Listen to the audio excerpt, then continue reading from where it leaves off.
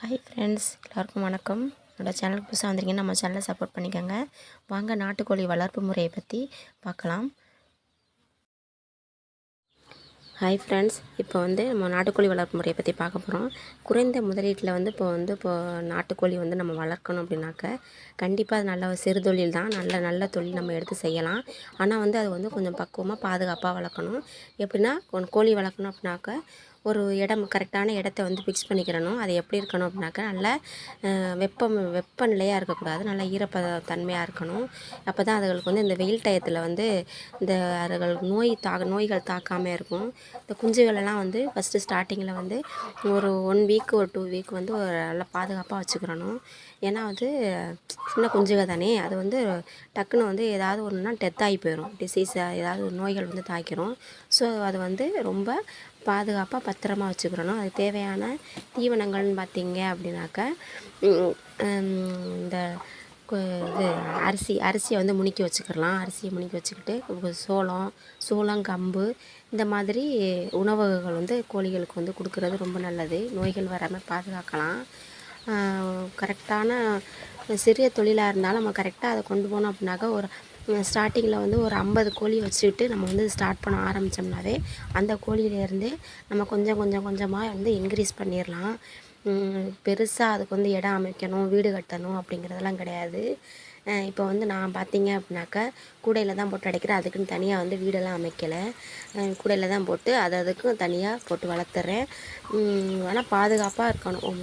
எந்த ஒரு நோய்கள் தாக்கின கோழிகளை முதல்ல என்ன செய்யணும் அப்படின்னாக்கா தனியாக அதை பராமரிக்கணும். இந்த நல்லா தெரியுதுங்கள, அதுங்க கூட நம்ம ஒன்றா போட்டு கவுக்கிறதோ இல்லை கூடைப்புக்கில் போட்டு இது பண்ணக்கூடாது. அதை தனியாக போட்டு அதுக்கு மாத்திரை நோய்கள் தாக்குது அப்படின்னாக்கா அதுகளுக்கு மருந்தெல்லாம் இருக்குது, மருந்து ஊசியெல்லாம் இருக்குது. நோய்கள் வர்றதுக்கு முன்னாடியே நம்ம பாதுகாத்து நோய்கள் வராமல் ஊசி மாத்திரைலாம் இருக்குது போட்டோம் அப்படின்னாக்கா சரியான நல்ல தொழில். நமக்கு வீட்டில் இருந்து சிறிய தொழில் பண்ணக்கூடிய யாராக இருந்தாலும் கண்டிப்பாக குறைந்த இடத்துல செட்டு போட்டு பண்ணுற மாதிரி இருந்தாலும் ஐடியா இருந்தால் கூட என்ன பண்ணலாம். ஏன்னா இப்போ ஒரு கோழின்னு பார்த்திங்கனாவே 600 700 ஆகுது கறி வாங்க போயிட்டோம் அப்படின்னாவே. இது நல்ல ஒரு தொழில். யாரும் இது பண்ணணும்னு நினச்சிங்கன்னா கண்டிப்பாக இந்த தொழிலை எடுத்து பண்ணுங்கள். நல்லபடியாக நமக்கு இதில் வெற்றி கிடைக்கும். என்ன கொஞ்சம் நோய்கள் தாக்காமல் கோழிகளை வளர்க்குறது கொஞ்சம் பாதுகாப்பாக வச்சுக்கிறணும். இந்த ஃபஸ்ட்டு இந்த ஸ்டார்டிங்கில் இந்த கோழி குஞ்சுகளுக்கு சரியான தீவனம், தண்ணி அடிக்கடி இந்த வெப்பமாக இருக்கிற காலகட்டத்துக்கு அதுகளுக்கு தண்ணி அதிகமாக கொடுக்கணும். ஏன் அப்படின்னாக்க தீவனத்தை மட்டும் போட்டு இப்போ நம்ம நம்ம சாப்பிட்டுட்டு நம்ம தண்ணி குடிக்கிறோன்னா நமக்கு எப்படி இருக்கும்? சின்ன நம்ம பசங்களை எப்படி இப்போ பாதுகாத்து வச்சுக்கிறோமோ அதே மாதிரி தான் சின்ன பசங்களை பாதுகாக்கிற மாதிரி இந்த கோழி குஞ்சுகளை ஒரு 10-20 நாளைக்கு குஞ்சு பொரித்து ஒரு 10-20 நாளைக்கு பாதுகாப்பாக வச்சுக்கணும். அப்படின்னாக்க காக்கா குருவி இந்த வில்லேஜ் கிராமத்து ஏரியா பக்கம்லாம் காக்கா குருவியெல்லாம் தூக்கிட்டு போயிடும்.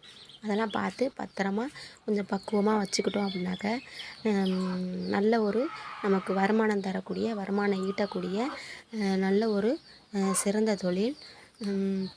நான் இப்போ இதில் ஒரு கோழியில் 2 கோழி, ஒரு சேவல், ஒரு பெட்டைக்கோழி வச்சு தான் நான் கொஞ்சமாக இப்போ இந்த இதுக்கு நான் வந்திருக்கு. ஓரளவு எனக்கு விட்ட கோழி இப்போ இப்போதைக்கு ஒரு 50 கோழிக்கு குறையாமல் இருக்குது.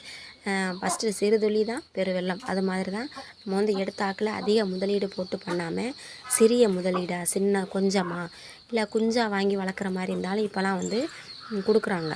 50 கோழி ரொம்ப வாங்கக்கூடாது. ஏன்னா அதில் அடி உடம்பு 50 கோழி வாங்குகிறோம் அப்படின்னாக்க அந்த 50 கோழி நமக்கு நிலச்சி நிற்காது. ஸோ அதனால் நம்ம ஒரு 50 நாள் பராமரிக்கிறத பொறுத்து வச்சுருந்தோம். தீவனம்லாம் கரெக்டாக கொடுத்து நோய்கள் வர்றதுக்கு முன்னாடியே நம்ம அதுகளுக்கு மருத்துவம்லாம் பண்ணி கரெக்டாக வச்சுருந்தோம் அப்படின்னாக்க எந்த ஒரு பிரச்சனையுமே இருக்காது. நல்ல தொழில். கண்டிப்பாக எடுத்து பண்ணுறவங்க கண்டிப்பாக எடுத்து பண்ணலாம். என்ன ஒரு முட்டையிடும் ஃபஸ்ட்டு. ஆனால் ஃபஸ்ட்டு கோழி இப்போ ஃபஸ்ட்டு இடும் பார்த்திங்களா முட்டை. ஃபஸ்ட்டு இடக்கூடிய முட்டைகள் நம்ம அடை வைக்கக்கூடாது. அடை வச்சா அது சரியாக பொரிக்காது.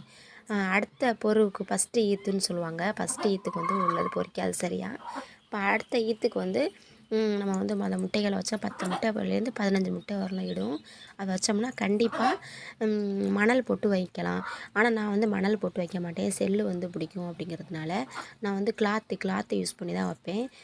உப்பும் மிளகும் போட்டு அதில் வச்சுருவேன். அது எந்த செல்லும் இதுவரையிலும் எனக்கு செல்லே பிடிச்சது கிடையாது, செல்லு வந்தது கிடையாது. அப்புறம் வந்து நம்ம கோழி வந்து அதிகமாக பலுவாரம் பண்ணணும்னாக்க 2 3 கோழியை வந்து நம்ம சேர்த்து அடை வச்சுக்கிறணும். அடை வச்சுக்கிட்டு ஒரு கோழிகிட்ட விட்டுறணும். குஞ்சு பொரிச்சதுக்கப்புறம் அதெல்லாம் 10லேருந்து 22 நாள் தான். 22வது நாள் கரெக்டாக முட்டையிலேருந்து வெளியில் வந்துடும் குஞ்சு. வந்ததுக்கப்புறம் இந்த 3 கோழியும் பொரிக்கிது பார்த்திங்களா, அதை வந்து நம்ம ஒரு கோழிகிட்ட விட்டுட்டோம் அப்படின்னாக்கா அந்த ஒரு கோழி வந்து நம்ம வந்து பத்திரமா 10 20 நாளைக்கு தான் நம்ம பத்திரமா பாதுகாத்து கூடைக்குள்ளே போட்டு குடப்புக்குள்ளே வச்சுக்கிருவோம். ஸோ அதனால் வந்து நம்ம பத்திரமா அந்த குஞ்சுகளை வந்து ஓரளவு வீட்டுக்கு கொண்டு வந்துடலாம். 4 5 ஆனால் அடிபடும், கண்டிப்பாக அடிபடாமல் இருக்காது, அடிபட்டுரும். மீத குஞ்சுகளை வந்து நம்ம பாதுகாத்து வச்சுக்கலாம். அந்த அந்த மற்ற கோழிகளை வந்து என்ன செஞ்சிடலான்னாக்கா அடை கலைச்சி விட்றது அப்படின்னு சொல்லிடுவாங்க. அது மாதிரி விட்டுட்டோம் அப்படின்னாக்கா அது மறுபடியும் சாவல் கணைஞ்சு முட்டையிட ஆரம்பிச்சிருவாங்க. டக்குன்னு நமக்கு அடுத்த ஷிஃப்ட்டுக்கு முட்டையை வேகமாக இட்டு அடை காத்து குஞ்சு பொரிக்க ஆரம்பிச்சிருவாங்க. ஏன்னா இப்போ வந்து 3 கோழியை நம்ம வச்சுருந்தோம் அப்படின்னாக்க அந்த 3 கோழியுமே அந்த குஞ்சுகளை வச்சுக்கிட்டு இருக்கும். இப்போ 5 5 10 10 கோழி வச்சுக்கணும்னு வச்சுக்கோங்களேன். அதில் 5 5 கோழி அடிபடுது அப்படின்னாக்க நமக்கு வந்து அதில் வந்து 10 10 கோழி தான் நமக்கு வந்து குஞ்சு தான் மிச்சப்படும். ஸோ நம்ம சேனலை பிடிச்சதா சப்போர்ட் பண்ணுங்கள்.